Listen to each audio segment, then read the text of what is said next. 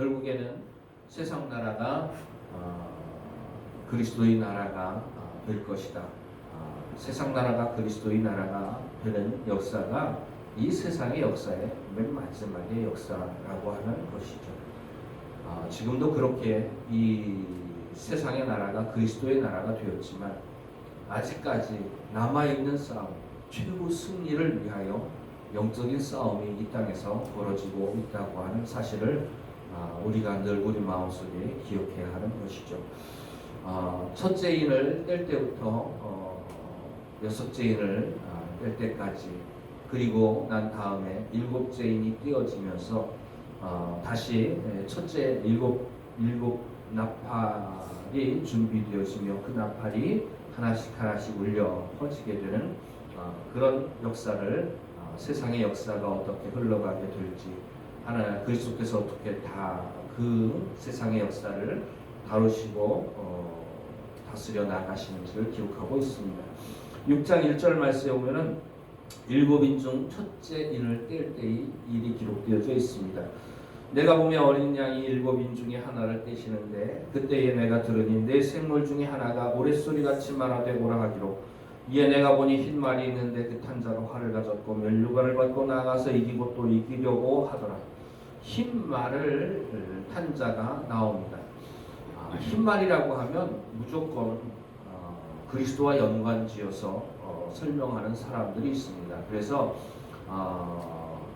그 흰 말은 여기서 흰 말을 타고 오는 자가 바로 그리스도를 의미한다. 그러면서 이걸 그리스도의 재림이라고 연결시켜서 이야기하는 사람들도 참 많이 있습니다.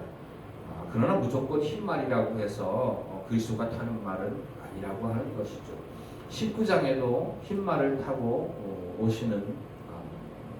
오는 사람에 대해서 기록하고 있는데요. 19장의 내용은 그리스도에 대한 내용이 분명합니다. 우리 19장 내용 한번 살펴보도록 하겠습니다. 요한계시록 19장 말씀입니다. 요한계시록 19장 11절 말씀부터 보시겠습니다. 요한계시록 19장 11절 말씀부터 보시면, 또 내가 하늘이 열린 것을 보니 보라 백마와 그것을 탄 자가 있으니 그 이름은 충신과 진실이라. 그가 공의로 심판하며 싸우더라. 그 눈은 불꽃 같고 그 머리에는 많은 관들이 있고 또 이름 쓴 것 하나가 있으니 자기밖에 아는 자가 없고, 또 그가 피 뿌린 옷을 입었는데 그 이름은 하나님의 말씀이라 칭하더라. 하늘에 있는 군대들이 희고 깨끗한 세마포 옷을 입고 백마를 타고 그를 따르더라.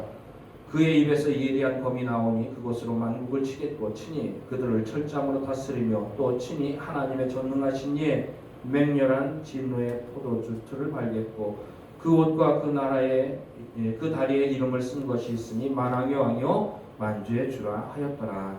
이렇게 예수 그리스도에 대하여 기록하고 있죠.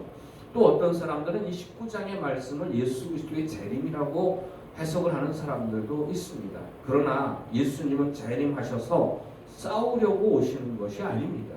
이것은 예수님께서 구원받은 믿음의 사람들과 이 땅에서 싸우시는 영적인 싸움, 최후 승리를 위하여 영적인 싸움을 싸우는 장면을 말하는 것이 19장 11절 이하의 말씀이죠. 그리고 여기서 예수님께서 싸우는 무기는 뭐냐 하면 하나님의 말씀입니다. 말씀 가지고 싸우는 전쟁입니다.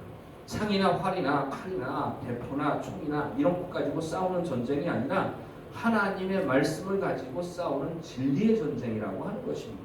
진리와 비진리를 놓고 정말로 영적으로 악한 세력들과 싸우는 영적인 싸움을 의미하는 것이 19장의 그리스도와 구원받은 하나님의 자녀들, 흰옷을 입은 자녀들이 마지막 이 땅에서의 영적인 싸움, 최후 승리를 눈앞에 놓고 싸우는 영적인 전쟁을 의미하는 것이죠. 요한계시록에는 예수님의 재림의 장면이 없습니다.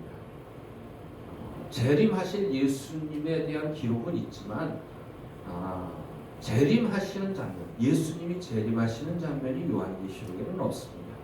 6장 말씀으로 다시 한번 돌아가 보도록 하겠습니다. 6장 1절 말씀에 보면 흰말을 탄 자가 나오는데 2절에 보면 흰말 탄 자가 활을 가졌고 면류관을 받고 나아가서 이기고 또 이기려고 하더라. 이렇게 말하고 있는 것을 봅니다.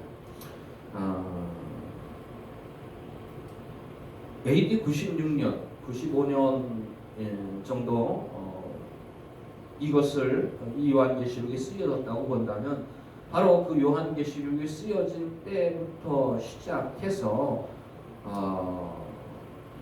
바로 그때부터 시작해서 로마 제국은 아주 강력한 제국의 영토를 넓히는 일들이 있게 되는 것을 보게 됩니다. 그러면서 96년부터 180년까지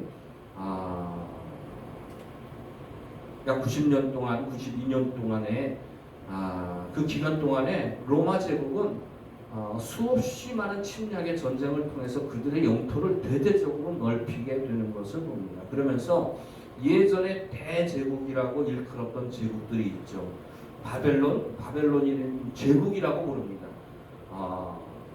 온 세상을 점령, 그 당시에 온 세계라고 여겨졌던 그 세상을 점령하는 것, 바로 유럽과 지중해 그 연안을 포함해서 바로 그곳을 온 세상을 점령하고 다스렸던 나라를 제국이라고 일컫는데, 그 제국이 바벨론, 그리고 메데와 바사, 그리고 헬라 제국이라고 부르죠. 그리고 로마를 제국이라고 부릅니다. 근데 이 로마 제국은 그 당시에 92년부터 180년까지 이 세 제국이 소유하고 있었던 모든 나라를 다 로마 제국이 점령하고 다스리고 통치하게 되는 일들이 있게 됩니다. 대대적으로 전쟁을 일으키고 승리하고 땅을 쟁취하고 빼앗는 일들이 있게 되죠. 그 영토가 넓어지고 확장되게 됩니다. 그 영토에 나가서 싸우는 군대의 사령관들이 있죠. 그 사령관들이 전쟁에 이기고 승리하고 돌아올 때에 흰말을 탑니다. 흰말을 타고 개선장군으로 돌아오게 되죠. 그러면 사람들이 다 나와서 좌우로 도열하여서 박수를 치고 또 소리를 지르면서 개선장군을 환영하는 환영식을 하게 되죠. 그때에 개선장군이 쓰는 관이 있는데 그게 바로 면류관인데, 그것이 무엇으로 만든 거냐 하면 월계 수입으로 만든 관입니다. 월계관이라고 이야기하죠. 승리하는 개선장군이 백마 타고 쓰는 관이 바로 월계관이고, 그 면류관을 쓰고 승리하고 돌아오는 장면들, 바로 로마 제국의 개선장군들이 백마 타고 승리하며 돌아오고 면류관을 쓰는 장면을 묘사해 놓은 것이 오늘 우리가 읽은 말씀 첫째 인을 뗄 때 벌어지는 역사를 의미하고 있는 것이죠. 그래서 2절 말씀을 다시 한번 읽어보면, 이에 내가 보니 흰말이 있는데 그 탄자가 활을 가졌고 면류관을 받고 나아가서 이기고 또 이기려고 하더라. 이기고 또 이기려고 하더라. 끊임없는 승리의 욕구, 끊임없는 전쟁에서의 승리의 욕구를 다루는 그런 로마 제국의 아주 최대한도로 번성했던 그 역사를 그리고 있는 것이 바로 첫째 인을 뗄 때에 벌어지는 역사, 바로 그 역사를 다루고 있는 것이죠. 앞으로 나아가면서도 둘째 인, 셋째 인, 넷째 인을 떼면서 벌어지는 일들도 로마 제국의 그러한 역사들과 관련이 되어 있고, 결국에는 로마가 멸망되어지는 일들까지도 기록되어지며, 또 그것에 따라서 역사적인 순서에 따라서 이 일들이 진행이 되는 것이고, 또 이 모든 것들이 다 그리스도께서 다스리는 세상의 역사라고 하는 것을 우리는 분명히 알아야 됩니다. 하나님이 다스리는 이 세상의 역사는 결국에는 하나님의 뜻대로 이루어질 것입니다.